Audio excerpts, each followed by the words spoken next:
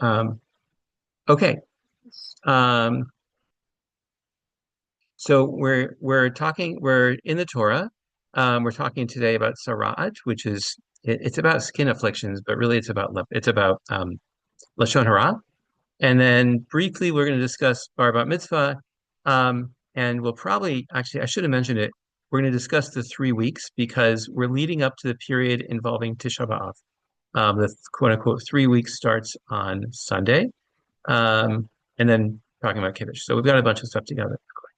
So in the Torah, we are in Vayikra in Leviticus, which has lots and lots about sacrifices and impurity.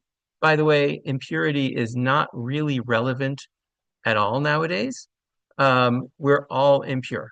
So unless you've been raised like in a state of purity, which is very unlikely, if you've ever shaken hands with someone who's been to a funeral, if you've been to a funeral, you're impure. And there's only what do we need to get rid of impurity? Does anybody know? Red heifer? The red heifer. Yeah. Melina, was that what you were going to say? Actually, I thought every time that we do a mikveh, we get Okay. pure Yeah. also. So actually, we don't. We don't because there's different levels of impurity. And the impurity of death is not removed by mikvah. So mikvah removes there's like all these levels. I used to have it on my bedroom wall. I think my parents got rid of it. But when I was in yeshiva, I came home from yeshiva. I studied Rambam on impurity, and there's like 10 levels, and there's 10 levels that are not death impurity, and there's 4 levels that are death impurity. The death impurity is so strong that only the red heifer gets rid of it, and all of us have that. Secondly, the rabbis decreed that anywhere outside of Israel is considered impure. So even taking aside the death impurity while impure. Um, we do go to the mikvah, right? If we go to the mikvah for nida, it's not about impurity. It's simply about the requirement of going to the mikvah before resuming marital relations. Um, a lot of people, some men go to the mikvah every Shabbat, every Erev Shabbos, every Friday morning. Many people go before holidays, um, but it's more of a spiritual thing now because it doesn't do it. But who needs to be pure? Does anybody know? When do you need to be pure? Well, theoretically, to bring us a temple sacrifice, right? Which we don't do anymore. Great, right. If you're a Kohen and you want, or if you're a Kohen and you want to bring a temple sacrifice, um, maybe you have to be pure if even if you're an Israelite carrying it in. I'm not sure, but basically, Kohanim bringing sacrifices, and there's one other situation that you need to eat something in a state of purity. Does anybody know? So special food that only the Kohanim eat. It's called truma, and it's like this offering to the Kohanim that has to be eaten in a state of purity. Um, Nowadays we just symbolically take a little bit and either burn it, or when I was in kibbutz, they donated some food to the biblical zoo, so the animals ate it. So unless you're a Kohen doing a sacrifice or eating truma, the laws of purity are totally irrelevant. Um, so, but we still can learn from them, right? So one of the classic things we learn from is about tzaraat.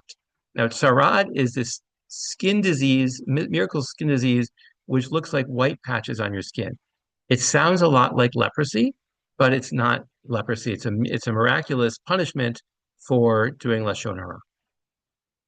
So we have in the Torah, I think twice, people getting leprosy as a miraculous affliction. Um, and so this is the classics example I'm sharing. We saw this like a couple months ago, but we didn't study it in the context of Lashon HaRa. So um, this has been in Numbers. Miriam and Aaron began to talk against Moses because of his Cushite wife, for he'd married a Cushite. Um, has the Lord spoken only through Moses? They asked. Hasn't he also spoken through us? And the Lord heard this. Um, and then God gives him a talking to. I skip down a little bit. Verse 10, when the cloud lifted from above the tent, Miriam's skin was leprous. It became white as snow. Aaron turned toward her and saw she had defiling skin disease, tzaraat, and he said to Moses, please, my Lord, I ask you, don't hold against us the sin we've foolishly committed. Don't let her be like a stillborn influence. He's with this from its mother's womb with the flesh half eaten away. So Moses cried out to the Lord, please, God, heal her. So Miriam got this white leprous affliction in punishment for doing Lashon HaRa. By the way, what was the Lashon HaRa she did? Can anybody figure it out?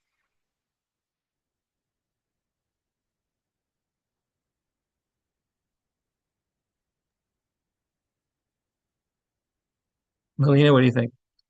About the wife of Moses. So what about her? Who did Moses marry? It said the Cushite wife. Yeah, but who did he marry in the book of Exodus? I don't remember. So he married a woman named Sipporah. Does anybody Yeah. remember where Sipporah is from? Well, she's not an Israelite. She's not an Israelite, but she's Yitro's daughter that he married. I want to say Moab. She definitely wasn't. It says nothing about Cushite. So, do we think that Moshe took some sort of second wife who was non-Jewish? Right. Right? I don't think so. Right? This is the guy who wrote the book. He wrote the laws. He's not. I don't. Right? No, he didn't. No way. So something about Sipporah and something about describing her as Cushite. So Rashi says Cushite means beautiful. So they said Miriam and Aaron talked about this beautiful wife because he'd married such a beautiful wife. But now then the next part doesn't seem to have anything to do with the first part. Right? Has the Lord spoken only through Moses? Hasn't he also spoken through us? Any guesses what's the connection between him marrying a beautiful woman and them saying, hey, we're prophets too? I was thinking he took the second wife and he was ignoring his first wife. Okay, good. So I'm not going with the second wife theory but I want to go with this. He's ignoring his first wife. Okay. Okay. So what makes you think he's ignoring his wife?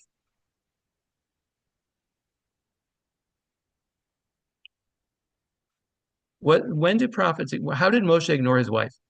We do know he ignored his wife. So when he went up to the mountain and he got the Torah, and then after that he didn't associate with his wife. That's right. Because his face was shining so brightly. That's right. He abandoned his wife. And so when they're saying we're prophets too, what are they saying? Hey, we didn't abandon our spouses, Right. right? We're able to balance family and being a prophet. Why can't Moshe?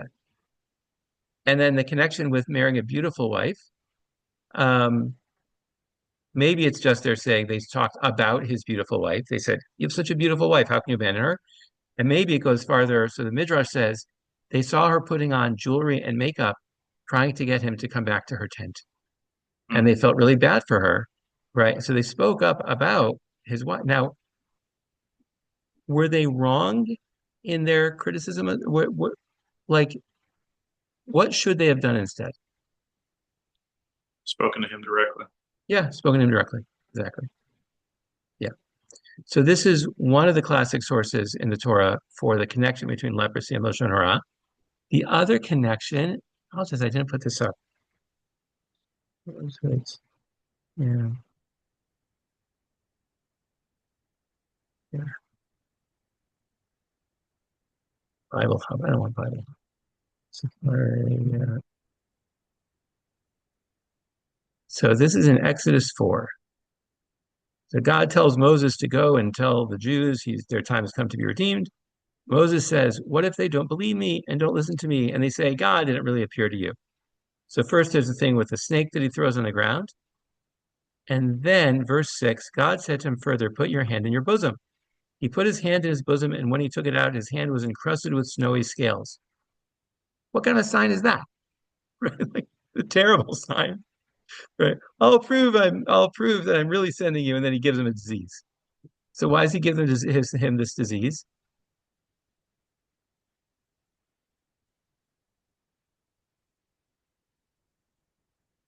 Look at verse 1. What if they don't believe me?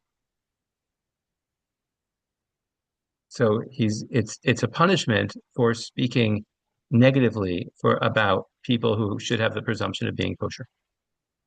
Does that make sense? Is he speaking I'm sorry, I've lost the context, but is he speaking evil about himself? No, he's speaking evil about the Israelites. He's saying they're not going to believe me. I'm Oh, going to okay. go to them, tell them you came to me. They won't believe me. Gotcha. So he's speaking evil about the Israelites.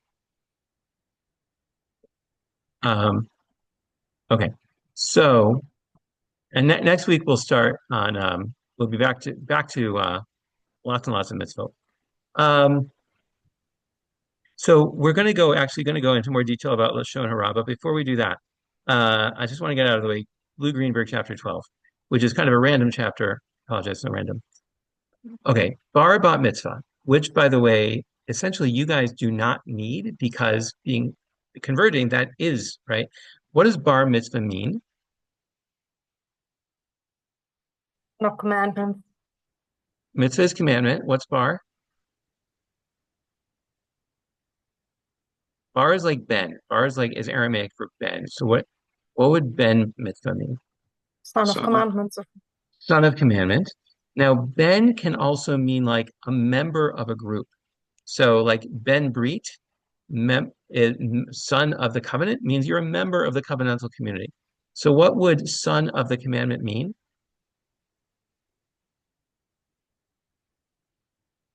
That you're born into it, born into it.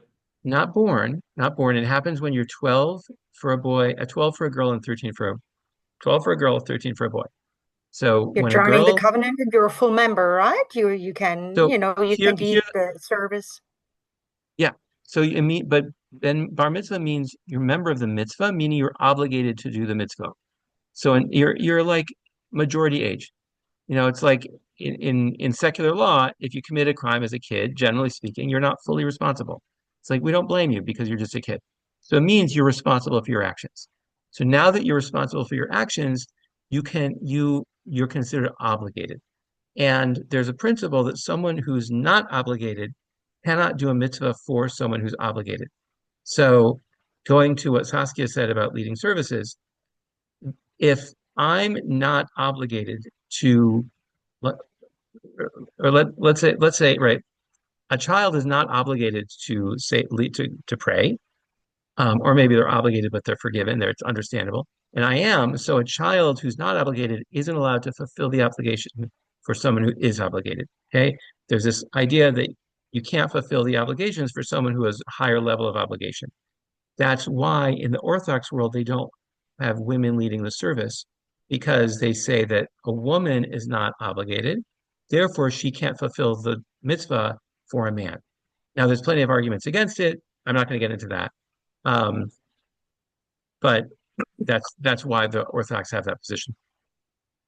Um, so they can lead services, which is why often the day of their bar mitzvah, children will lead the service or at least have an aliyah, at least lead the blessing for the Torah. Traditionally, they also will put on tefillin that day because that's the first day they're obligated to put on tefillin.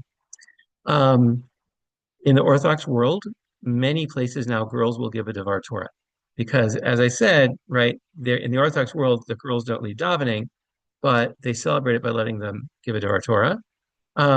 Often at these bar mitzvahs, they'll give aliyot for relatives and honors. A lot of places have a big party at night and candlelighting. Most important thing I want you to take away: people don't get bar bat mitzvah. They become bar bat mitzvah on their birthday.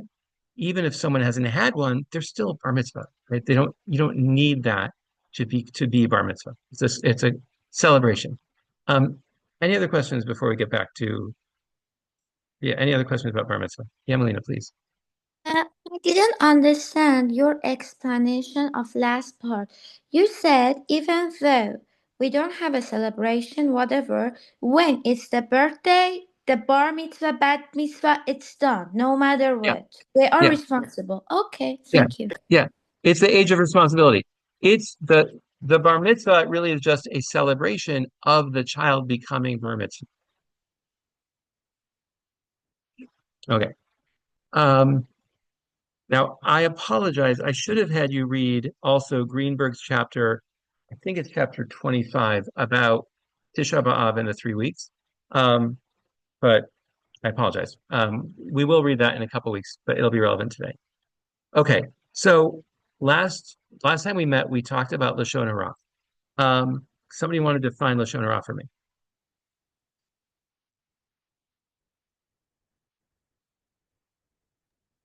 No, Go Sean, ahead, Melina. sorry. Sorry, Melina, go Saskia, go ahead. ahead. Go ahead, Melina. No, I Miss think Saskia. Melina was raising her finger. I didn't Well, want to cut in. Sorry. Melina has an advantage over everyone, which is that she's been through this one time before. So we're giving she has a handicap. That's we're Okay, so Lashon is speech and Hara is evil, so it's evil speech. okay. And can you define what makes it evil speech? Yeah, it's actually it's different from, I think it's Matzira, which is saying something untrue and evil about something. So Lashon Hara is something true, but something that will be harmful to the other person. Good. So it's anything harmful. Anybody else want to add anything or give an alternative definition? Melina, what else did you have to say? Anything could harm physically or even, oh no, sorry. Anything could harm in any aspects or make that person sad, I have to say. Good. Physically, emotionally, socially, financially. Good. Okay. Um, what's a situation though where you might have to say something that would otherwise be Lashon Hara?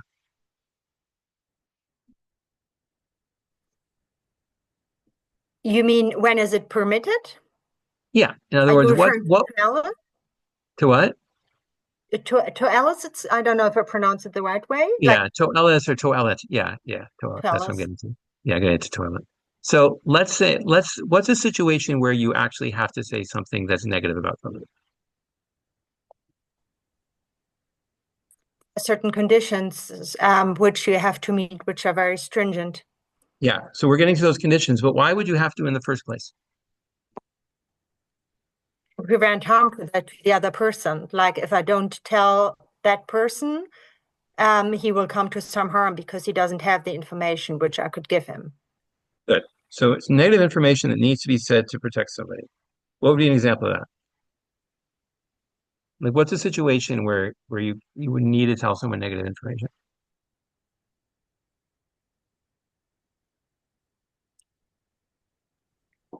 Like, for example, if somebody was getting into a relationship with somebody and I knew that person was violent, for example. Absolutely, absolutely. Getting into an abusive relationship, hiring someone who's like unethical or just lazy or whatever it is. So yeah, um, I think it in the news, right? Like it comes up with um, saying negative things about politicians. If there's an election going on, there's a certain amount of public discourse that has to happen. Okay, so there are. We're going to see the slide in a minute. I forget how many it is. I can cheat here, but no, I'm not going to cheat. Let's see if we can come up with them. So let's say, okay, I feel like I need to share this negative information. What are, and it's okay if you don't do it from like that website. We'll go to the website in a minute. What do you think, what requirements should be met? What should you make sure of before you share that negative information? Or what limitations should there be?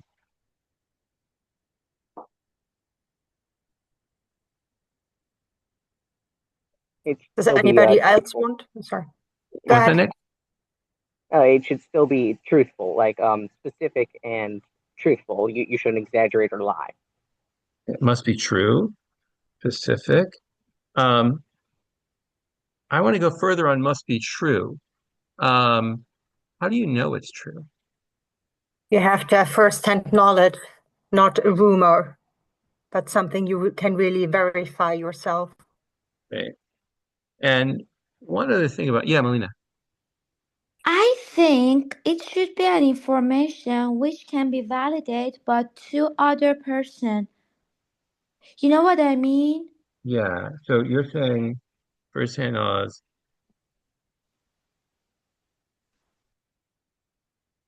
Yeah, there's an example from the Talmud where um there's an example from the Talmud where forget what it is, one of this rabbi's students saw somebody doing something, he took him to court.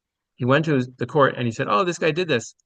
And the head of the court said, um, "Well, I only have one witness. I can't punish him because the Torah requires two witnesses. But um, but you, on the other hand, you on the other hand, essentially have done Lashon HaRa by saying something negative." And so he punished the guy who came to court and spoke up. And there's a great line where he says, "Oh, Ziggy has sinned and Zug gets punished," right? It's like, it's absurd. But the point there is, right, in that text, Melina, you're right. You're not supposed to believe something unless two people see it, but you can suspect, right? You can protect yourself.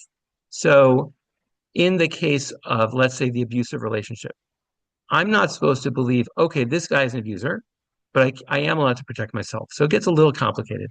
Um, but in terms of your knowledge, I'm going to take that away because I'm just talking about, okay, I know something and I'm telling this person. But it does need to be actionable, right? In other words, in that case, the guy goes to court, he reports something negative. There's nothing the judge can do, so it's not actionable. So it must serve a purpose. Um, yes, Saskia, go ahead. I think additionally, you're just allowed to say the kind of the minimum. You're not supposed to exaggerate or give any additional information that's not strictly necessary. Right. So say the minimal to accomplish effect, right? Right. Minimal details, etc. Good. Any other thoughts? Firsthand knowledge. If I see someone take milk out of a store without paying, did I see them steal? Not necessarily, because I mean, it happened to me. When my kids were small, and I was just putting something in the buggy, and I paid for some of the stuff, and I forgot it was in there, and I went out of the store. So it might have looked like stealing to somebody else, but it was just totally forgetting. And then I realized and I returned. So I think it would be better to speak to the person first and So, ask them. okay, good. So there's essentially two things here. So first of all, give the benefit of the doubt about what you saw, right? Did I see Saskia stealing, or did I see her just completely being negligent? I, I once, my son, I had him in they have these little shopping carts that have like a little buggy, and the kids are like in this semi-enclosed space. So we get to the parking lot. Guess what the kid has in his hands? In all our grocery stores, there's candy bars in the checkout aisle. So he had grabbed a candy bar, like bitten through the wrapper. Um, okay, so give the benefit of the doubt about what you saw. And then the other thing you said, Saskia, is approach the person first, right? That people, it's much easier to go public. They should approach the person first, right? That was Miriam's sin, was that instead of going to Moshe, she talked to Aaron. Any other thoughts before we look at the official answers? Okay, so let me share screen.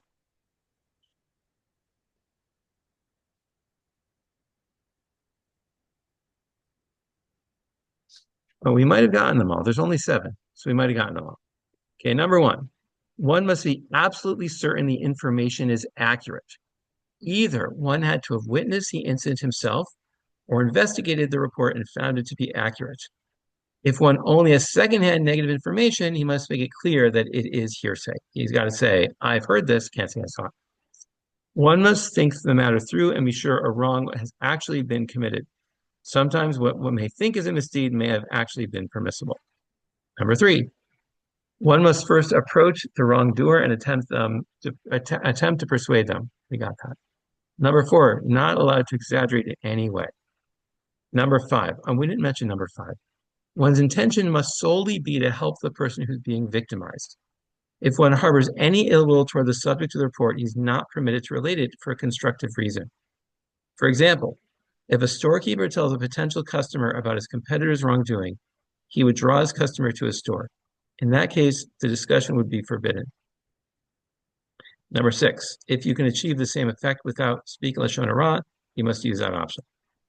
Number 7, we didn't cover. You can't convey the information if it results in the subject suffering a greater loss than the halacha allows.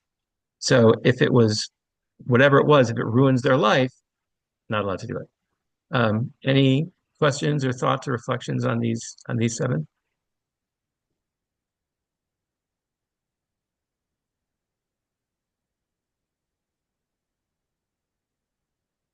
I think number 5 is actually a very hard one, because it seems to me that when we say negative information, more often than not, um, it's to air our feelings, or it's to air our grudges, not to actually be helpful. So you're not allowed. You only can do it out of love. Um, any thoughts on?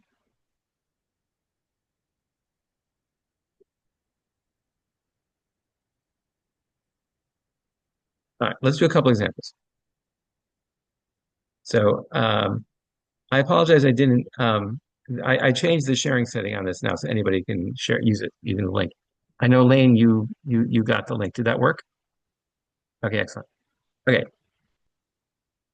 Okay. Asking someone's previous employer, should I hire this person? Allowed to do it?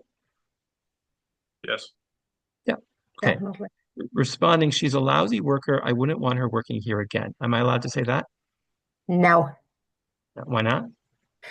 because it's not the information the person needs. I mean, it's not specific, she's a Yeah. lousy worker. It could mean anything. It's just bad-mouthing the person without giving the relevant information. Yeah. So it's not specific objective information. I wouldn't take that class. He's a lousy teacher. Same thing. Same thing. What if I changed it from being lousy teacher to I have a Ineffective. teacher ineffective? I think that would be okay. Well, compare that to number 4. Trust me, don't take that class. Is 4 better? Yeah. So if you I remember think both of them aren't good because they are not giving the detailed and objective information, which I would really need to make a decision for myself. Okay, so you're saying, well, on number 4, I wouldn't. Number 4, okay. So what if the person would let's assume the person would listen to you on number 4. I'm gonna put that in. But you know Assuming, what? Then you would harm the teacher without, I mean, maybe I didn't enjoy the class because the teacher has a style which just doesn't resonate with me, but another person would probably appreciate the class because they have a okay, different learning style. So I need to give the objective information for the person to make their own decision. um, yeah, I hear what you're saying. I'm thinking about, right, where it says, um, like number 6, right? If one wants to warn a friend not to shop in a certain store because of their dishonesty, and there's a way to convince him to shop elsewhere without speaking badly of the proprietor, that option must be used. So where my mind's going is, if I know it's a bad class for them, and I know they'll listen to me, and I can get them to not take the class without doing Lashon HaRa, then I'm better off doing Lashon HaRa. But I definitely hear what you're saying, Saskia, is that, well, maybe they are a good teacher for some people. I definitely hear that. Okay. The truth is, you're not that pretty, but you're a very nice person. What do you think? I'd say Definitely no not. because it's not Nick? necessary. Yeah, Nick, not necessary. Good. Not necessary and hurtful. Thank you. Good. My But wife's is allowed. it loss? Yeah. Does it violate it though because it's to her to the person directly? Uh, in our definition of Lashon HaRa, did it make a difference who it was to? No, I No. guess not. Doesn't make a difference.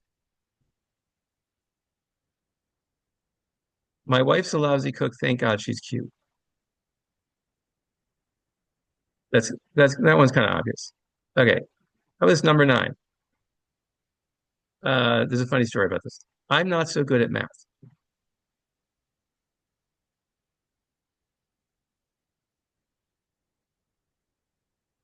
You say Lashon HaRa about yourself.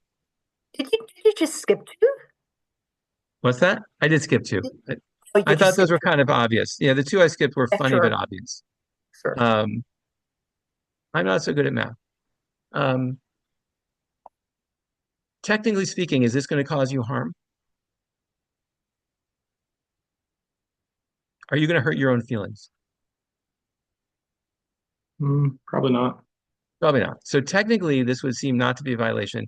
There's a funny story though about the Chafetz Chaim that he was on a train ride and riding on a train and he sees some people in the compartment reading his book and he says, "Oh, how do you like the book?"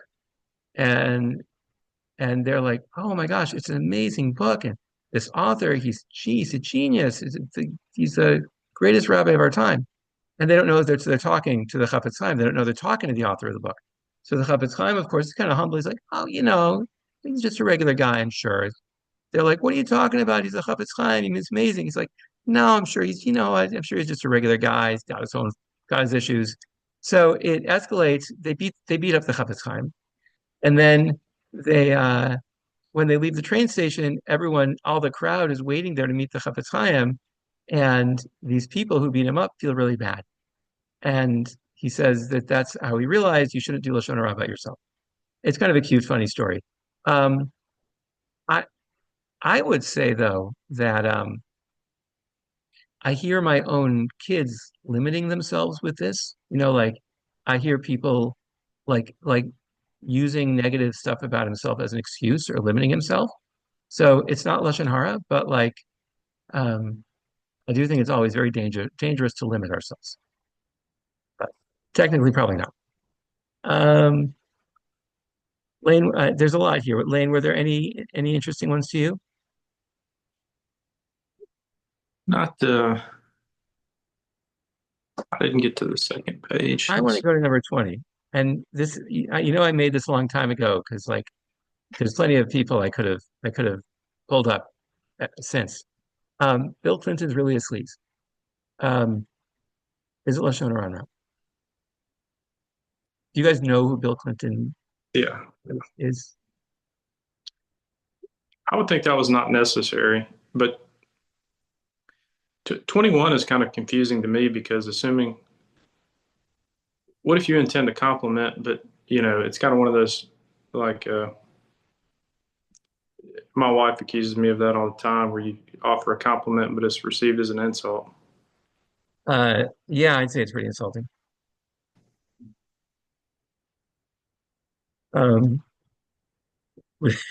how would you guys like to be told you look like you've lost some weight? Tell the person you look amazing. You don't need to mention the weight loss. Right, right, right, right. Where I was going with number 20, and perhaps did not successfully go there, um, is there was maybe this was a better example. There was a news article about Ivanka Trump not wanting to decorate the White House with Christmas trees. And her assistant actually put out a video of her going on a rant complaining about having to put up Christmas trees. Um, Now she's not even really a political figure, right? She's the wife of a political figure. So I think can we all agree definitely Lashon Hara? Um, but then what about real info about political figures? What about saying um, Bill Clinton's Bill Clinton, um, digging up dirt about political figures? Is that fair game? That almost, Sorry, go ahead. I was just going to say that kind of reminds me, like in the standard of like when you look at defamatory law, where you've got a public figure, there's a standard that requires malice or ill intent for a statement to be defamatory, that you know it to be false. Because there are a public figure, it's a different standard. Right. But I think Halacha is different than American law here, right? Because first of Right. all, you assumed it required, so halachically, right? Even if it's about them and has no malice, it still could be Lashon Hara. If I exaggerate, if it's not necessary, if I haven't gone to them first. So for instance, um, Joe Biden, and truthfully, I'm not trying to pick on any particular politicians here. I just remember the news item. Um, he got he got publicized for kissing the top of an aide's head while they were standing in line, which is kind of something I've seen men of his age do, is they often kiss women they're not in a relationship with. It's kind of normal, kind of for them, kind of weird. And I guess he's tall, so he just like leaned down and kissed this woman's head in front of him. And by your definition of defamatory, right? It's true and it's not with malice. So it's not reporting that's not defamatory. But is it Lashon HaRa? I would say digging up information on politicians wouldn't be Lashon HaRa because the information is necessary for the people to know who might vote for them. If their actions or the things they dig up are relevant to that voter, they say are in trouble for inappropriate behavior with women, then the people who vote for them, they want to know because they don't want to vote somebody like that into office. Okay, great. So yeah, so I would agree. The standard is like if it's relevant to voters. By the way, that came out not in the context of politics, but in the context of like my feeling about that was, well, they never went to him personally, right? They aired it publicly, they never went to him personally. I'm gonna skip down a little bit. Oh, how about 24? I think guy has got to be gay. Maybe I should have picked a name that wasn't such a whatever. Is that what do you think? I think you definitely, I mean, not that being gay is something bad. It's just assuming something for which you have no proof and which might potentially be hurtful to the person because you don't Right, know his situation, you know? right. If he doesn't want it said about him, then it could be hurtful, even if it's not objectively hurtful, right? My daughter has a friend who is a trans man, and it's quite obvious with him that he's trans. It's just um, he still looks like a woman. He still acts like a woman. Like he brings flowers and earrings for presents when he comes over. Like he's just not convincing as a man.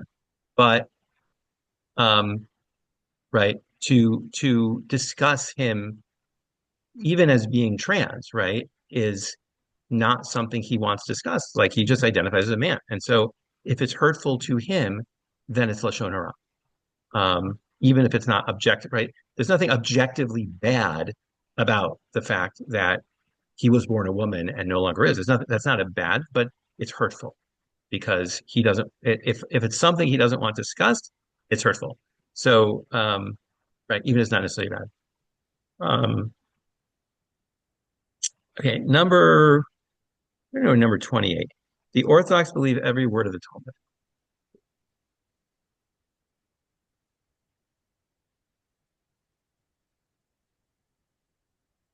Is that negative? Do you think it's negative? Well, I saw something the other day. Somebody was arguing that there was a arguing against Jews because there's a section of the Talmud that allows underage relations with non Jews. And so they were using the Talmud against the Jews. So I guess that could be negative, construed negative. I think in our society, believing every word of anything is considered negative,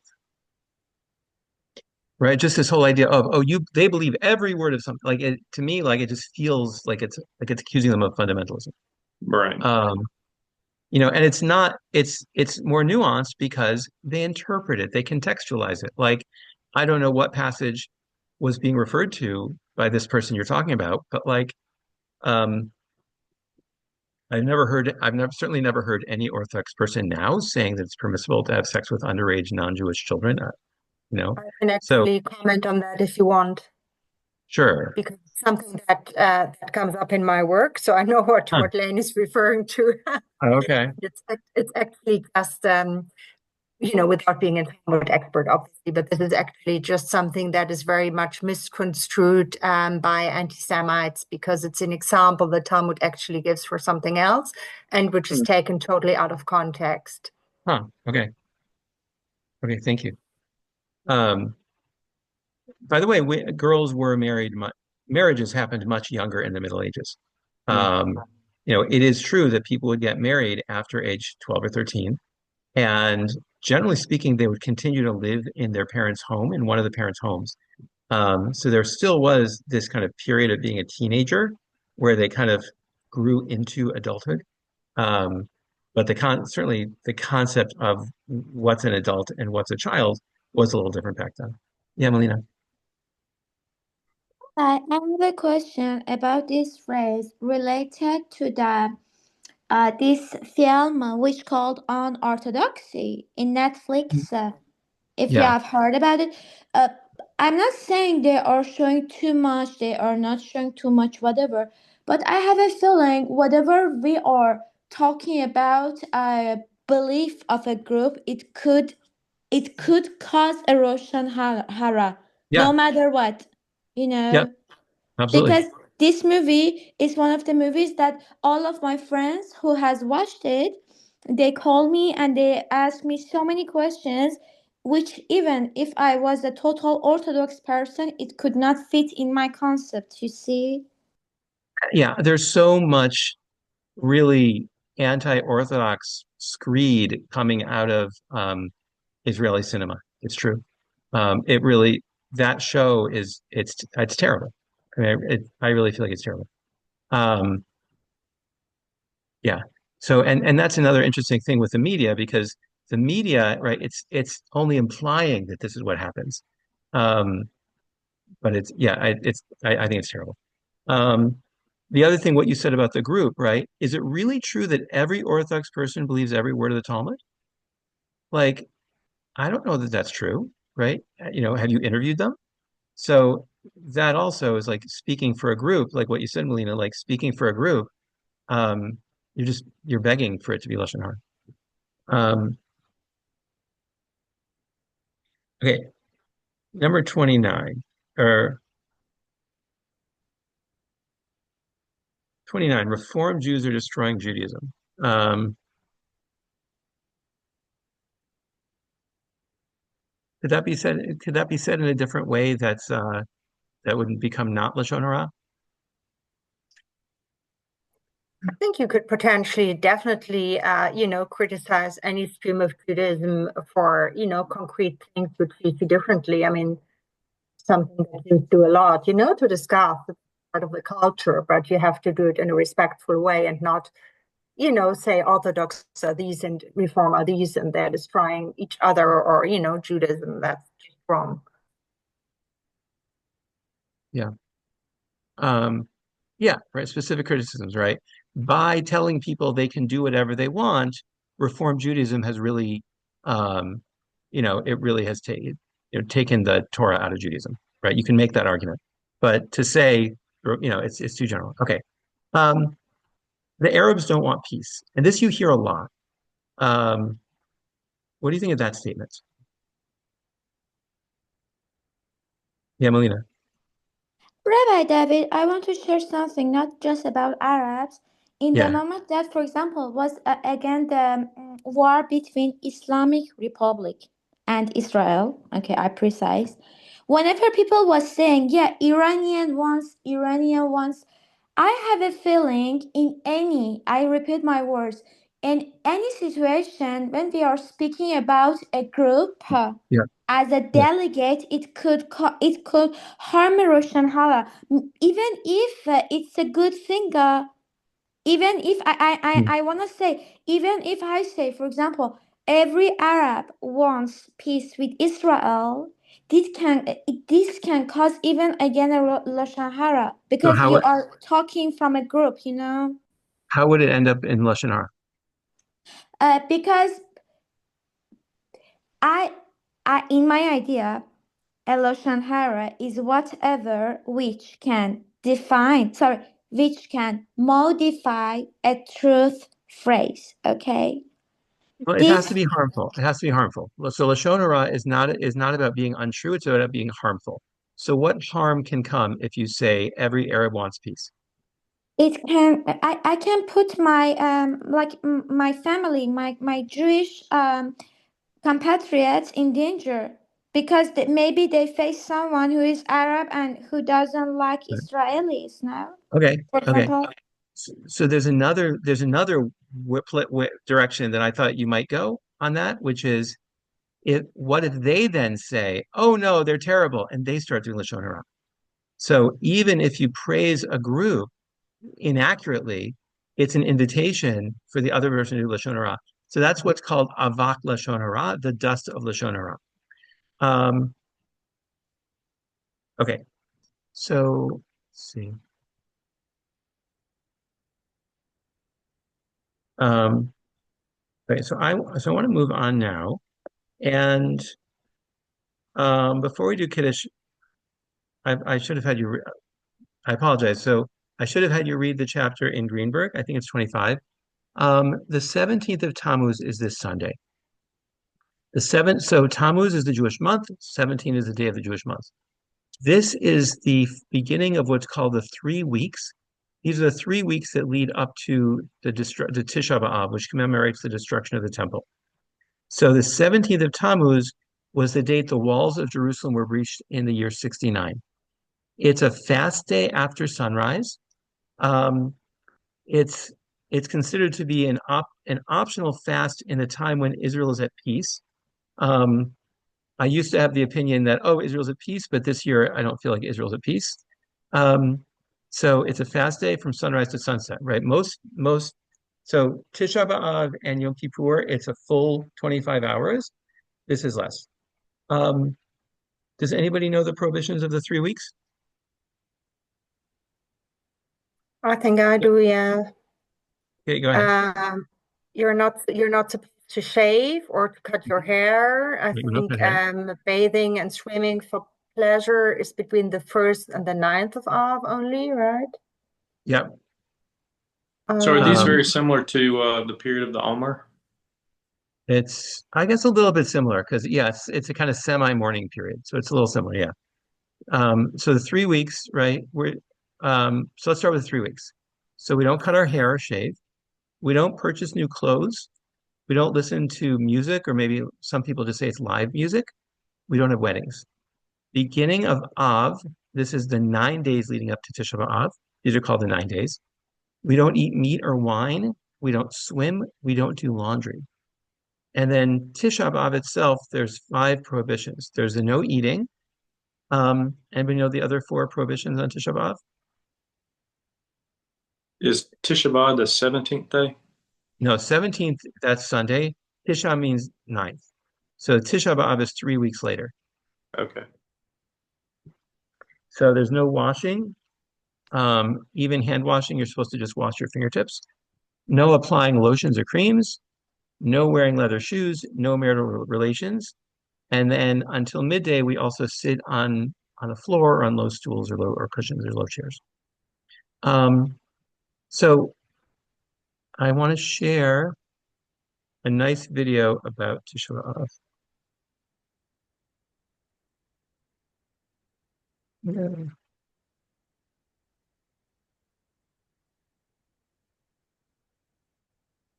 Ancient holiday on the Jewish calendar, even Yom Kippur, is ultimately about joy, except for one, Tisha B'Av. On this day, the 9th of the Hebrew month of Av, it's said that a series of major tragedies to the Jewish people occurred, including the destruction of the first and second temples. It's a day of mourning for getting kicked out of the land of Israel, for the destruction of Jerusalem, and the medieval expulsions from various lands. It's said that Tisha B'Av is the day when it all went down, literally. Sacred sites, entire communities utterly destroyed, leaving a gaping hole in our collective soul. When life comes crashing down, we're left devastated. We cry, we mourn, we feel isolated. All natural responses to loss. Tisha B'Av is a day of mourning when the Jewish people acknowledge that no, life is not all butterflies and roses, and yes, this tribe has been through some serious suffering. The time prior to this day is known as the 3 weeks. The period starts with a fast on the 17th of Tammuz, when the siege of Jerusalem in 70 CE began, and intensifies during the last 9 days, when the walls were breached until the 9th of Av, when the ancient temple fell. The whole period is somber, and it's customary not to hold weddings during this time. Traditional Jews stop shaving, cutting their hair, and listening to music. During the 9 days, some also refrain from eating meat and drinking alcohol. The final day is Tisha B'Av, a 24-hour fast. In the evening, it's common to sit on low stools or the floor at synagogue and to hear the book of Lamentations, chanted by candlelight. The book, traditionally ascribed to Jeremiah, brings readers on a graphic journey of the destruction of Jerusalem by the Babylonians. Silent sit on the ground the elders of fair Zion. They have strewn dust on their heads and girded themselves with sackcloth. The maidens of Jerusalem have bowed their heads to the ground. My eyes are spent with tears, my heart is in tumult. My being melts away over the ruin of my poor people, as babes and sucklings languish in the squares of the city. The melodies of the day are like a dirge, a time of reflection as Lamentations concludes, Hashivenu Adonai, turn us to you, Holy One, and we will return. Renew us as before. Following the reading, it's customary not to greet each other and to leave in silence, honoring the lives lost in the sacred space of introspection. When a dark history seems to follow an entire people around, it's only natural to ask why, or how could this be? Sometimes these questions are real, and sometimes they're more like a lament. Why me? Why us? How could this have happened? Echa translates literally to how, as in, how could this be? Jewish thinkers have struggled to understand these questions for thousands of years. Historians see these as historical events, where one nation overpowered another, but the rabbis understood them differently. In Hebrew, sinat chinam, baseless or useless hatred, was rampant throughout the land. The rabbinic tradition understood the loss of Jerusalem and the temple to be the divine consequence of the people's unethical behavior. That's why this day is also a time to consider improving our own words and actions in the world, especially how we treat others. Tisha B'Av comes in the midst of summer and yanks people out of that summertime and the living is easy feeling. The day invites Jews to turn inward and consider what it means to face national, spiritual, and individual darkness and loneliness.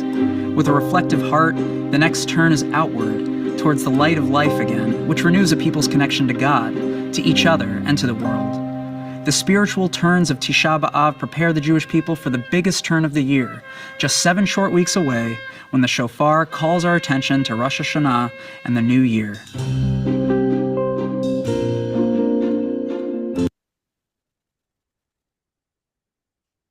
So basically, this is the start of kind of a downward trajectory, right? And over the summer. Downward towards Tisha B'Av, and then we have 7 weeks where we move up towards Yom Kippur, Rosh Hashanah, where there's forgiveness, and then after that, it's Sukkot, where we're dwelling in God's presence. So we've been forgiven, and now we fully bask in God's presence. I think I'll probably do more on Tisha B'Av later, but the one thing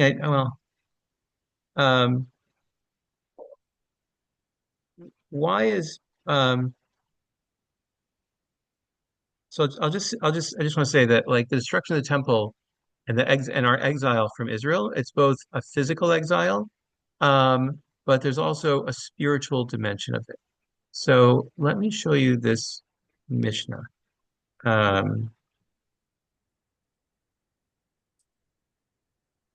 Share.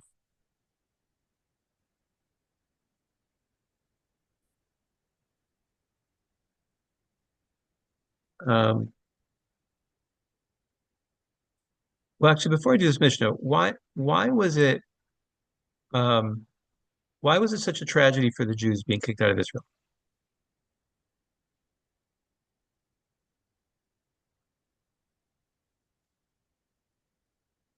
Why is it such a tragedy?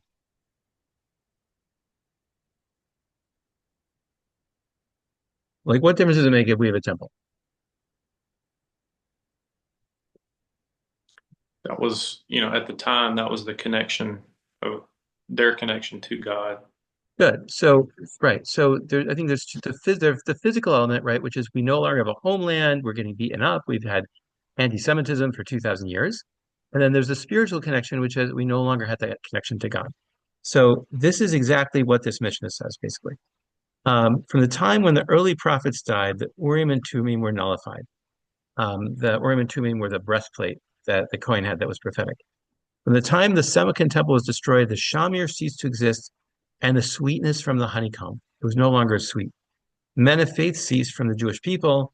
As it stated, help God, the pious man is finished. Rabbi Shimon ben Gamliel says, from the day the temple is destroyed, there's no day that does not include a curse. The dew has not descended for a blessing, and the taste has been removed from the fruit. Rabbi Yossi says the fat of the fruit has also been removed.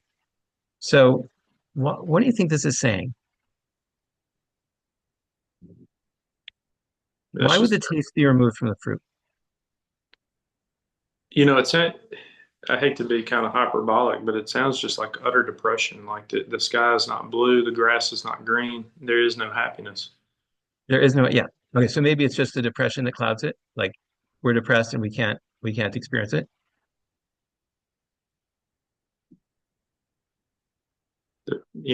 God, to me, it's just an acknowledgement that God is the source of their happiness.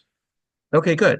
So there's a certain spiritual inflow in everything, a certain spiritual blessing in everything that causes us to enjoy things more. And now that's gone. So the presence of God is gone. And that takes away the color and the taste and the flavor from everything. There's a certain full experience of life that includes the spiritual, that includes the presence of God. And we're no longer the temple, we no longer have that. So yeah, I think that's what this is saying. Any other thoughts on this one? In the Garden of Eden, God was actually right there. Right? They heard the sound of God walking in the garden. So in the Garden of Eden, God's completely present.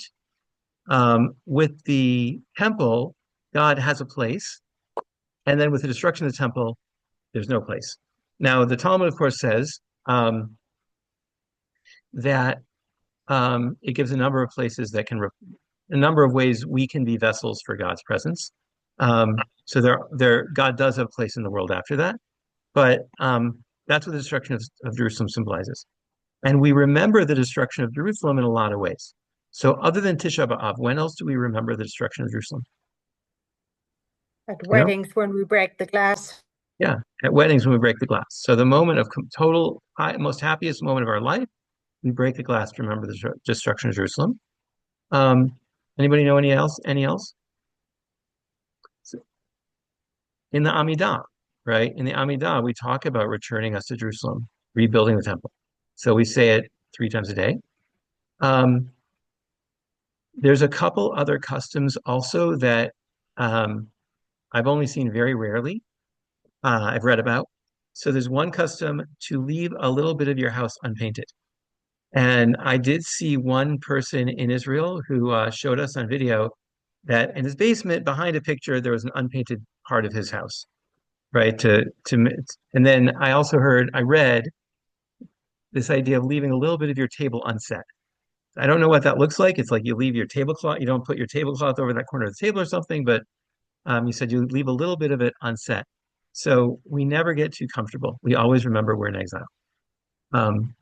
So that's Tisha B'Av, and we'll learn more about Tisha B'Av in a couple weeks. So last week we talked about Friday night, and we started to get into the blessings, and I think we stopped just before Kiddush. So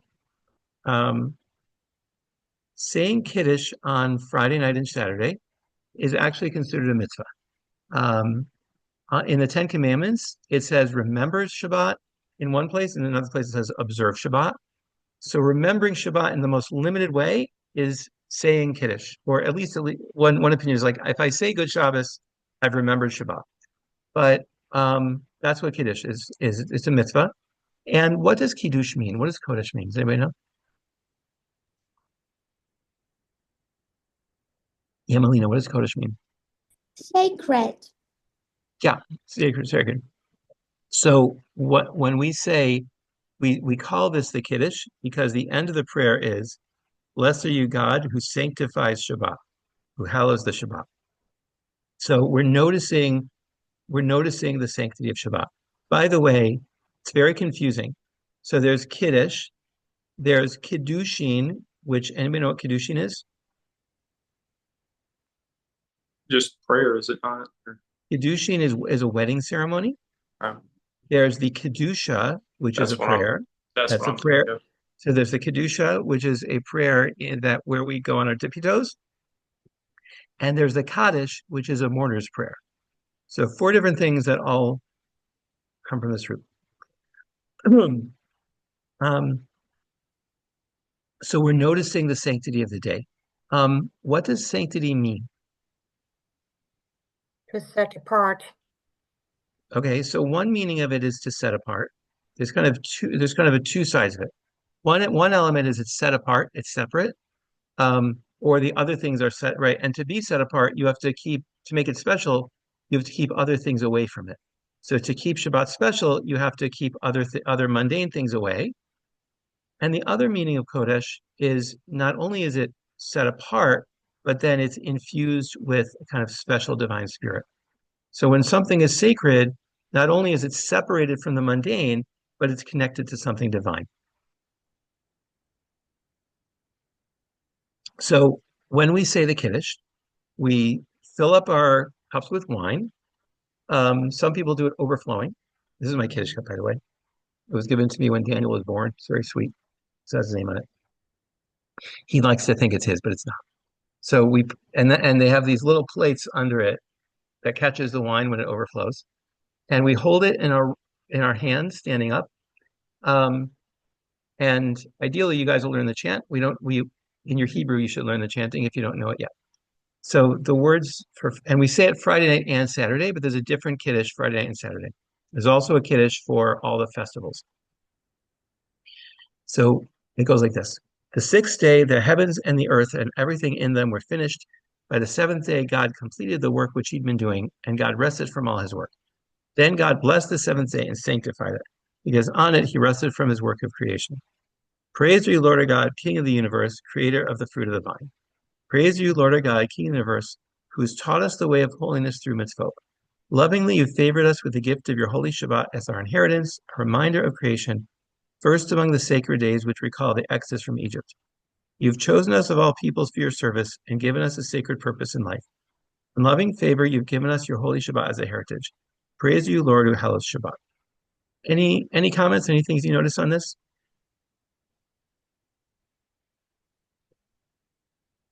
By the way, the Reconstructionists. Nick, do you go to a Reconstructionist shul? Remind me. No. Nick. Oh. You're muted. I think. Either that or your mic just doesn't work.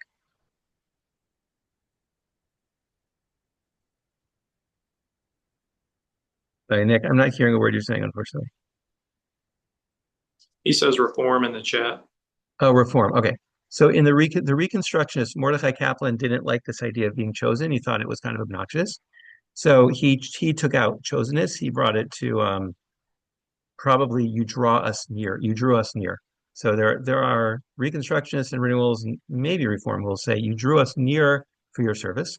But that's a difference they have. But any comments or questions on this?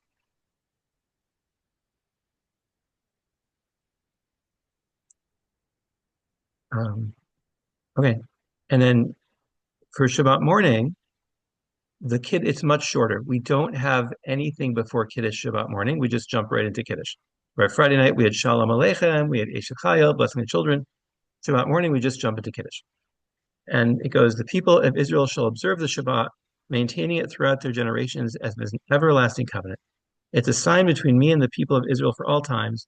In 6 days, God made the heaven and the earth, and on the seventh day, God ceased God's work and rested. Remember Shabbat to keep it holy. 6 days shall you labor and do all your work. But on the seventh day, a Shabbat unto the Lord your God, you shall not do any manner of work. Your son, your daughter, your manservant, your maidservant, your cattle, or the stranger that's within your gates. For in 6 days God made the heaven and the earth, the sea and everything in it, and he rested on the seventh day. Praise you, Lord our God, King of the universe, who creates the fruit of the vine. So one difference I'll point out is here, this is they're quoting different texts from the Torah about Shabbat. This is actually quoting, I think, Leviticus, where it talks about the cattle and the maidservant. And this is Bereshit, Genesis, right? Finishing creation. Anything else anyone notices about the Shabbat morning Kiddush?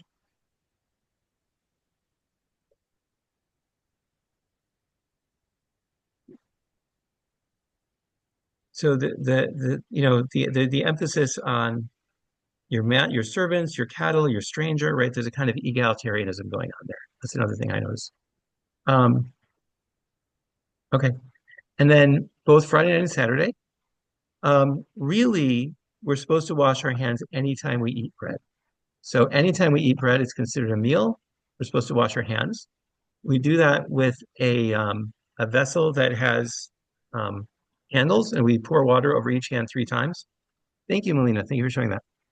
Um, we pour water over our hands 3 times, and then we say this blessing: "Praise are you, Lord our God, King of the universe, who sanctifies us with your commandments and command us to wash our hands." Um, and then Hamotzi on Shabbat.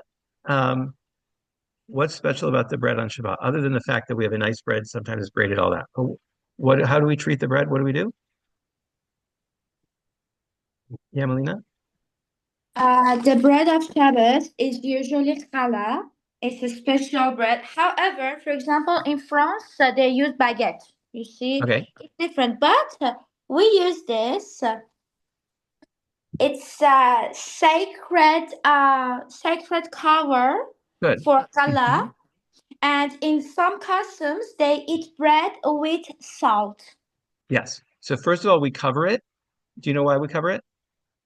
to make it blessed, So they sacred, say blessed. they say we Well, cover the it. wine and the bread blessing have a precedence there, so we cover the bread so it won't be embarrassed by the fact Yeah, that we're doing the we wine don't want first. we don't want the bread to be embarrassed that we're saying the blessing over the wine first.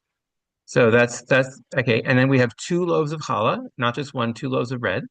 Couple Do things, right? you That's do you uncover the hollow when you say the after the blessing for wine, or only so later? we wash our hands, we come to the table, uncover the challah, pick them up, say the blessing. Um, There's a little song that goes with Hamoitzi. oh, the song. You mean Uh, Hamotzi Lechem Haaretz, that one? yeah, that one, and then we give thanks to God for yeah. Yeah, I grew up with that. Very cute. Yes. Some Sephardim also say the verse, "You open your hands and sustain the needs of every living being." Um, Yeah. so the 2 loaves is a couple of things it's reminiscent of. One of them is there were double portion of manna that was given on Friday. So it's the double portion of manna. It's also that Shabbat, we're told both to remember and guard. Shamor v'zachor. So it's Shamor v'zachor. Um, the salt, where else does salt appear in the Torah? And I'm not talking about Lot's wife getting turned to salt. When do they use salt? They use a lot of it in the Torah. So You use it to kosher meat, right? use it to kosher meat when and where, but in what context do they use it on meat? The temple sacrifice. Yes, the temple sacrifice. So the salt is reminiscent of the temple sacrifice. So when we're making hamotzi at the Shabbos table, it really is reminiscent of the temple sacrifice. Um, and then some people, but we have a special knife that we cut it with, by the way. Some people have a custom of throwing it. Um, I know I was 2 Shabbats ago, I was at a home of a Tunisian Jew, and they threw the challah because with the manna, it says, I'm giving you bread from the sky. So they're reenacting the manna coming from the sky. Um, yeah, and then Shabbat dinner, of course. Um, before I give my recommendations, what do you guys do to make Shabbat dinner meaningful?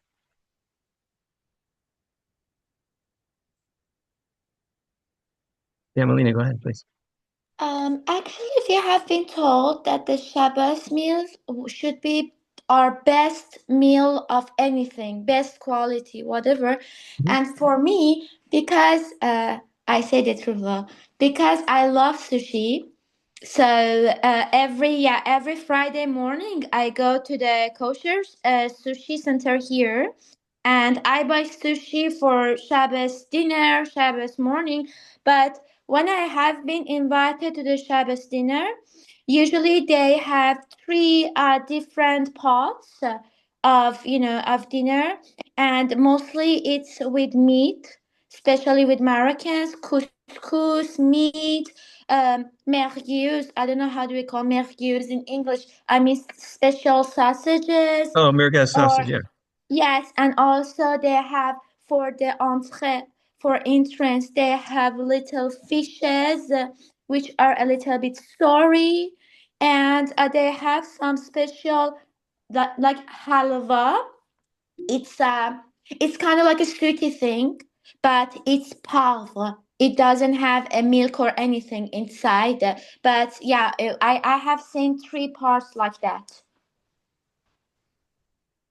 I'm a bachelor, so I'm all about plates and putting on some music, you know. So traditionally, we actually don't use like radio at Shabbat dinner, but we sing. There's a whole bunch of songs that traditionally get sung at Shabbat dinner. Um, this bencher that I'm showing you has um, oh shoot, this Yeah, bencher that I'm showing you has let's see, if you look in the index,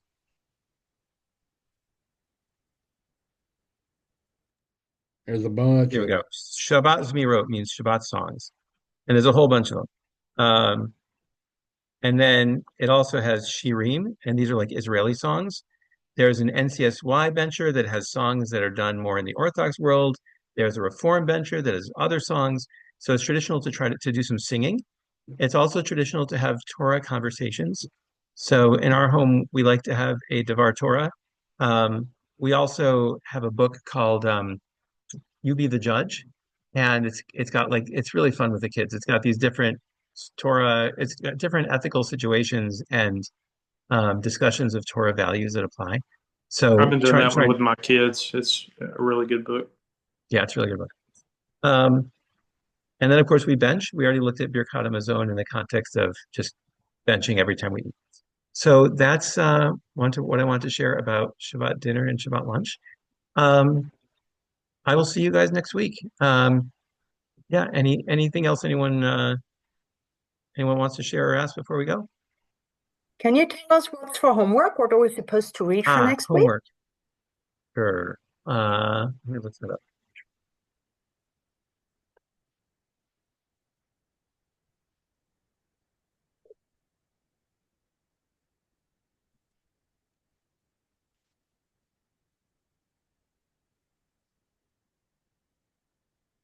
Okay, so it's going to be Blue Greenberg chapter 14, um, Philippians chapter 45, and in the Torah we're gonna briefly just touch on Achrei Mot, but start to do Kedoshim, which has a whole load of mitzvot. So looking at the mitzvot in Kedoshim. Thank you for asking. Okay, so see you guys next week. Have a great week. You too. Bye-bye. Bye. Rabbi, for Yeah. tomorrow, I am not sure. I'm sure that I can be in Talmud part, okay? But I am sure that I will do